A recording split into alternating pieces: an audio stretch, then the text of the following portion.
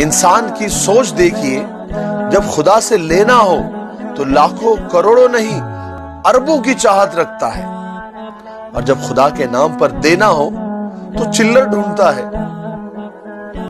ये बात सिर्फ उन लोगों के लिए है जिनको दुनिया वालों से और लोगों से बहुत उम्मीदें हैं। देखिए, दुनिया से और लोगों से इतनी उम्मीदें मत लगाओ कि एक दिन उम्मीदों के साथ तुम भी टूट जाओ।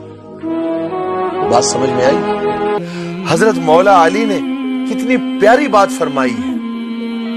फरमाया, मुझे वो दोस्त पसंद है जो दुनिया वालों के सामने मेरी गलतियां छुपाए और अकेले में मेरी गलतियां मुझे बताएं।